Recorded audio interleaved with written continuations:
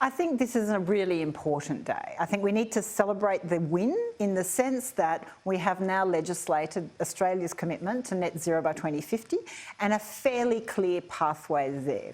I did have a number of negotiations with Chris Bowen around some of the language and trying to insert more specific budgeting periods, but I think, to be fair, this is a positive first step in our journey to net zero. And yeah, it's been a long journey since the climate change bills in 2020, but I think the government is recognising our communities want to move on and want a clear plan. Well, let's be frank, a lot of your critics at the time would have said you were dreaming to legislate that, and then now the wheel has turned quite dramatically, and you are joined by not only your neighbours in political thinking, but geographically, member for Mackellar, North Sydney, and others across the harbour, and Wentworth, and we know in Melbourne as well, a couple of seats. So this is something where it has certainly captured the mood of the electorate in this election year, didn't it? Absolutely. When I ran in 2019, it was a commitment to Warringah to be a climate leader, to put forward some sensible solutions to try and stop the divisive politics around climate change policy. Putting forward that legislation opened, I think, the discussion to what was needed. And at the time, neither major parties were committed to net zero by 2050. So we have, in the course of those 3 years, moved both major parties to that commitment.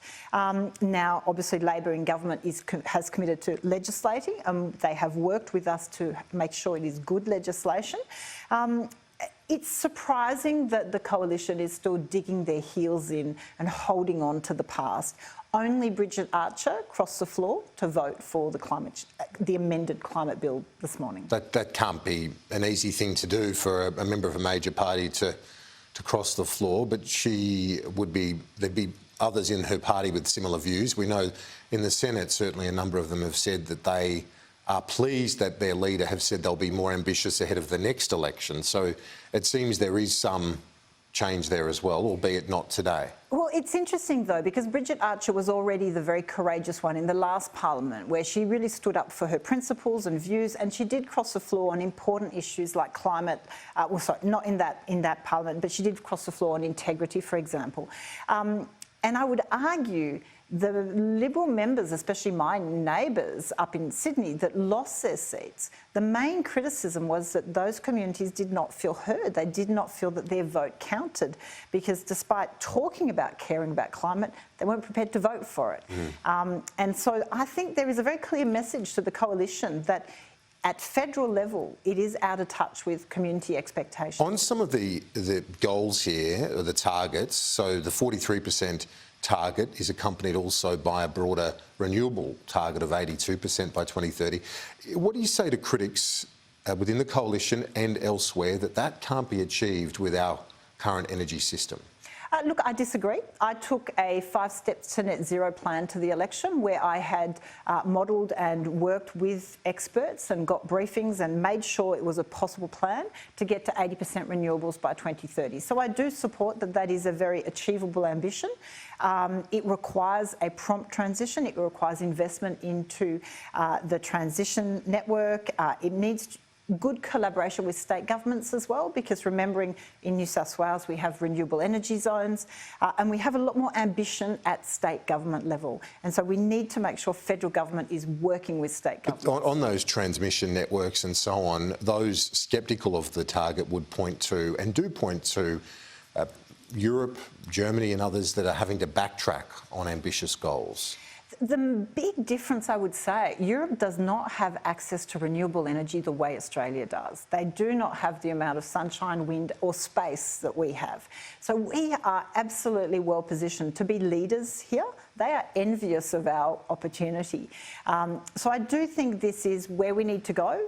We know cost of living is biting, and we can't address cost of living if we don't address climate impacts, because fuel, food, insurance, all of these aspects of cost of living are impacted by climate events. Were you pleasantly surprised at the level of collaboration that you were afforded, not just you, but your counterparts on the crossbench? And today we saw a number of amendments agreed to by the government. Oh, absolutely, and could I say a lot of work went into that. Obviously, that's been a very detailed process over the last 3 weeks, since seeing the first draft to then the bill that was tabled to then amendments that were moved today. There has been a lot of work and meetings and discussions around each one's position, and I think it shows a whole group of independents can work well collectively, sensibly. There was no chaos in the parliament. We weren't creating, it wasn't too difficult, and the government was incredibly receptive. And I have to say, Chris Bowen was very good in wanting to have that dialogue and wanting to make sure that the legislation was as good as it could be. And he has indicated he wants to continue working on the other legislation that needs to come. And when you obviously represent a former Liberal seat and your counterparts, the Teal independents, represent traditional Liberal seats, your success was largely due to your response on climate, as you alluded to earlier. How do you now, this is legislated, not reinvent, but what's your focus now? You've ticked this box, where to now? Well, it wasn't just one issue. I think the position on climate took the attention of the media maybe and was the headline issue. But my community knows I'm incredibly committed to business to ensure, and also in our transition on climate, that it's a sensible transition, that this isn't we have to do this fiscally responsibly with good investment, making sure communities all move along. So there is that trust, I think, and the mandate from my community to make sure I am working for good opportunities around innovation, research and development, so that business prospers. I think Warringah is an electorate of strong business ethics, and they want to see those priorities. So it's ticking off legislating climate does not deal with climate. We have to maintain vigilance that the government is delivering what it says it will deliver. And as an independent, I am well placed to continue requiring accountability of the government. And Andrew Wilkie and the Greens went for a lot more ambition in their amendments. Why did you not back those amendments? Well, they moved amendments to legislate 75% by 2030 and net zero by 2035. Now, the Climate Council and a number of other scientific bodies have indicated a range of emissions ambition necessary to stay to as close to 1.5, and that range is actually 60 to 75%. So I would argue I took 60% to the election because I was satisfied I had a plan that could deliver and achieve that target.